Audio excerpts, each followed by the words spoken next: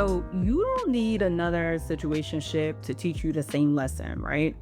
You already know how it ends.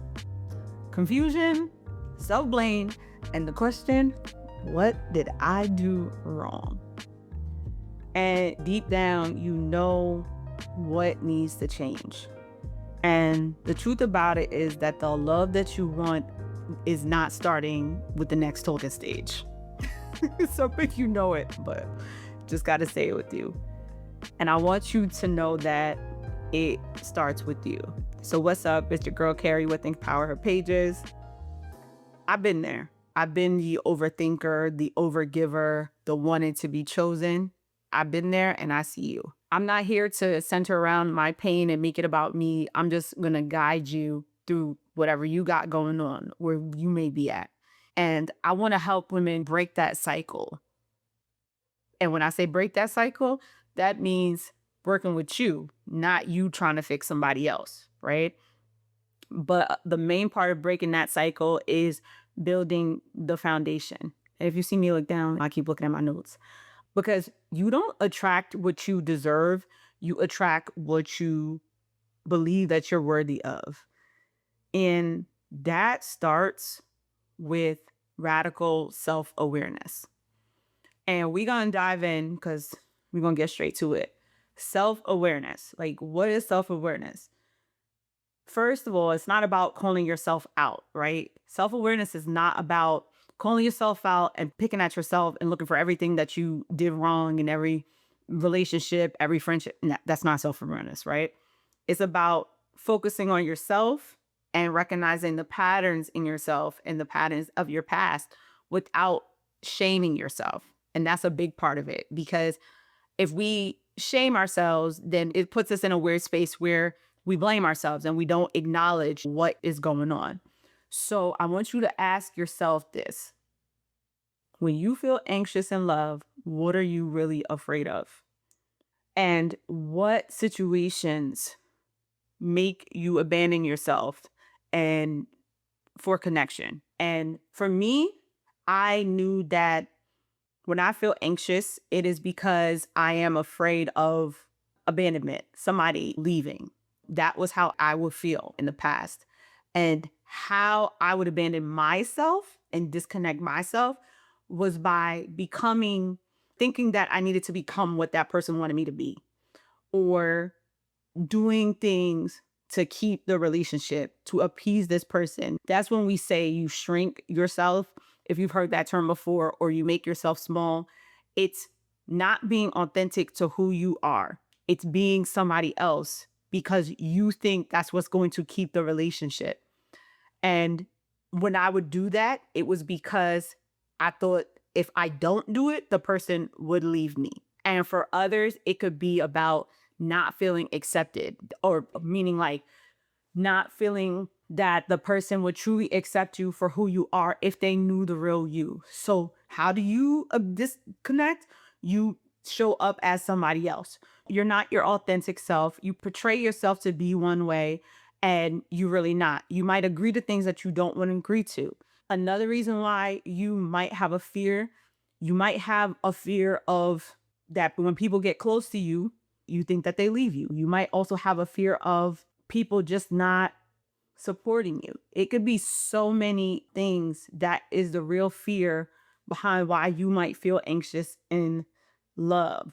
And it can also connect to why you might feel like you always end up with emotionally unavailable people, right?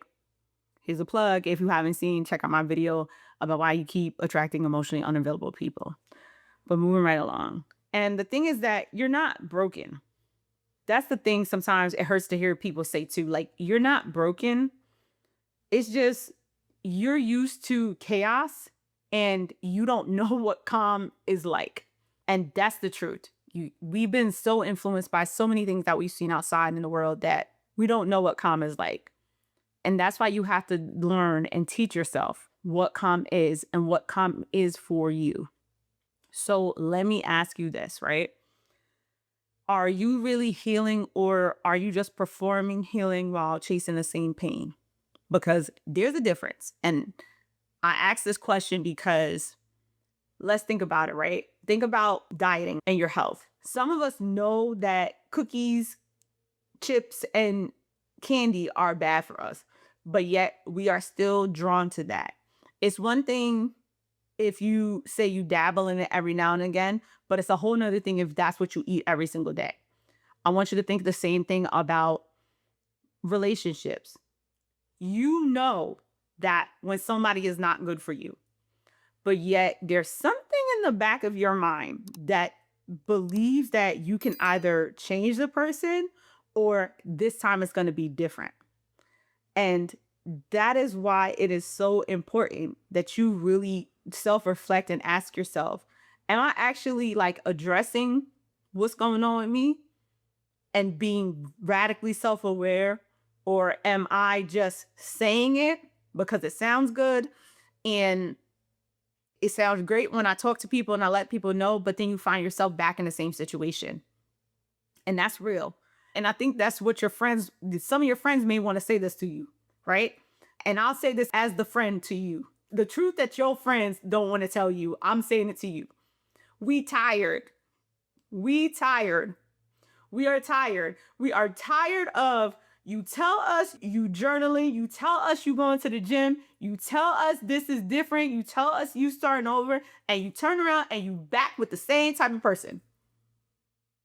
That is the message from your friends. And that is why you must ask yourself, are you really looking at your pain and really doing the work to become more self-aware? The next key is that personal growth is the foundation. And I think some of us, when we hear personal growth, we think that it means read a million books and we'll become healed and things like that. And here's the truth. You don't have to fully heal to be loved. The reality is this is not linear. You're not going to go from being this way to being perfect. And there's no such thing as perfect. But it does help when you start to become self-aware and start to know more about yourself.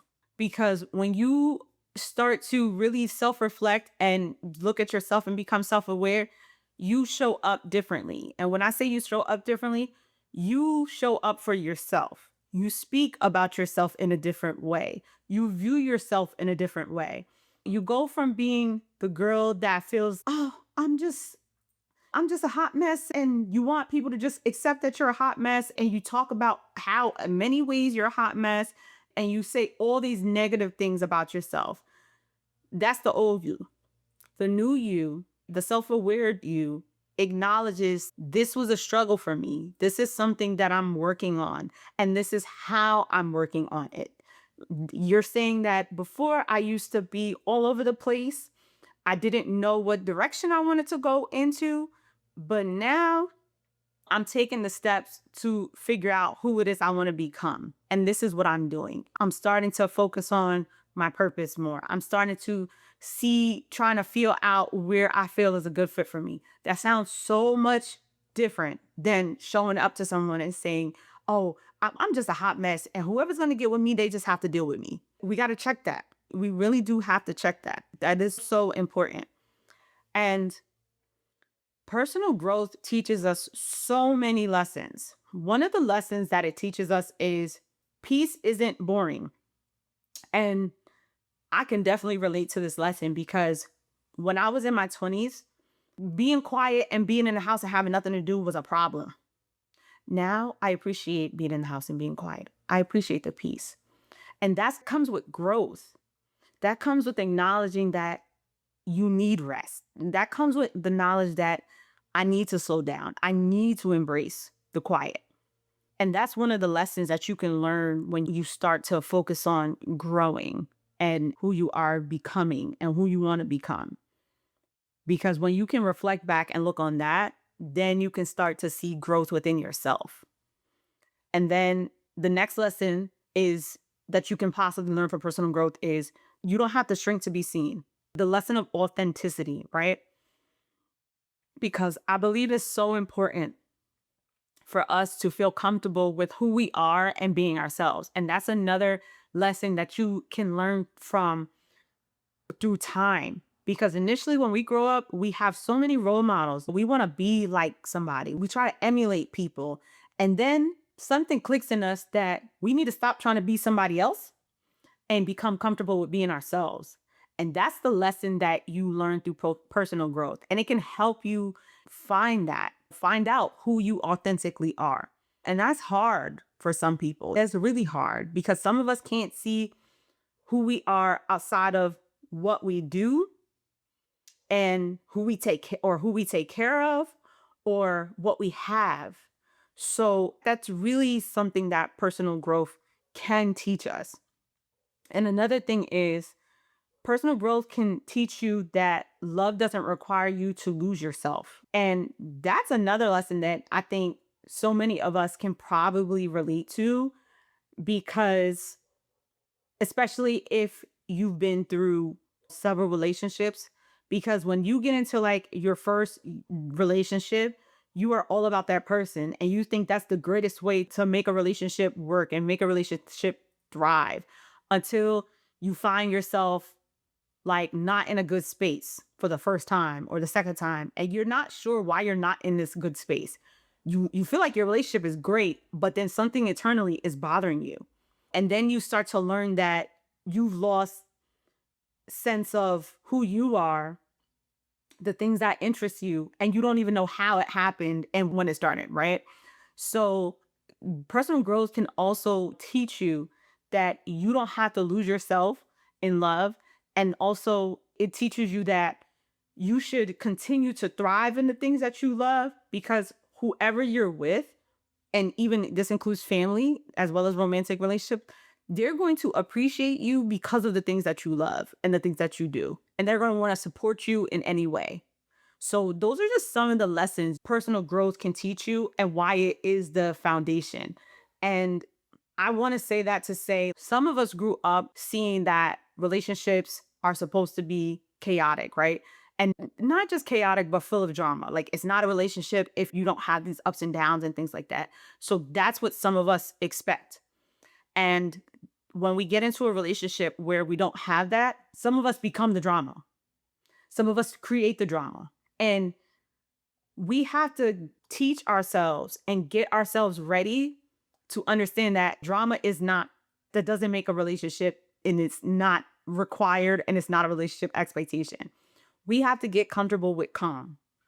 And that's so important within us because calm for someone is a calm nervous system, right? A regulated person, a person that understands their emotions. And why that's important is because if you are calm and you learn about the importance of calm and regulating your nervous system as an individual, once you get into a relationship, calm does not seem boring. Peace does not seem boring. You're not always seeking out drama. And when somebody does bring you drama, you are ready to exit stage left because you like, no, no, the way my nervous system is set up, we don't do that over here. And that's real. We have to get to a point where we value our health mentally and physically over all that extra stuff. Because if somebody is out here raising your blood pressure, giving you heart palpitations, that's a problem. And some of us really need to hear that. We need to be in a relationship or you need to be around people that's going to keep you at homeostasis, going to keep you balanced and evened out. Not someone that's going to have you up here all the time. Not people that are going to have you stepping out of your character all the time. That's something to really think about. And that's why personal growth is the foundation. So I need you to pause for a second. Just breathe and think about what's the pattern that you are ready to release, right? Are you going to stop settling for breadcrumbs? Are you going to stop texting and dealing with people that drain you physically and mentally? Really think about that. Are you going to stop accepting half love or and out of the fear that you don't want to be alone and you don't want to be by yourself? Are you going to stop that? Really think about what it is that you're going to stop doing, right? And I want you to keep this in mind that every time you honor your truth and honor what you want, you are reclaiming your power and you're letting people know your worth. And don't be afraid of starting over, because you're not starting over. You're making a decision for you. So if you are tired of shrinking yourself just to feel secure, this is your sign that you are outgrowing the version of you that used to settle for old stuff. And I need you to keep watching, because what I'm going to say next is going to shift the way that you choose love forever. So here are just some steps that you can take. So I want you to start here, right? Write down what safe love looks like for you, right? Maybe it's someone who is supportive, someone who gives you reassurance, someone who checks in on you and has check-ins with you. And keep in mind, not what you settle for, like something, things that you really want and what really is going to make you feel safe. And then I challenge you to set a boundary this week and keep it. It might be, I'm not taking phone calls after a certain time. Set a boundary and keep it. This is how you start and this is how you practice. And then try just journaling, right? Here's your journaling prompt. Like, what part of you still believes that love has to be earned? What part of you still feels like love has to be earned? Really think about that. And here's some affirmation I'm going to drop for you. I am not too much. I'm enough. I'm worthy of a love that honors me. And the reason why I share these small steps is because these are things that you can do. And baby steps matter, because once you start, all you got to do is start. Just try and try to start building your self-worth, because you have to start pushing yourself in a direction that reminds you that you matter and that you're worthy. And once you start doing it for yourself, then others are going to start to do it for you too. And I just want you to know that you're not broken, you growing and you becoming. And you're becoming somebody who no longer is going to tolerate what your old self would tolerate. And there's going to be a time where you get to the point where you look back and you realize, wow, like I've grown, like I'm not putting up with this anymore.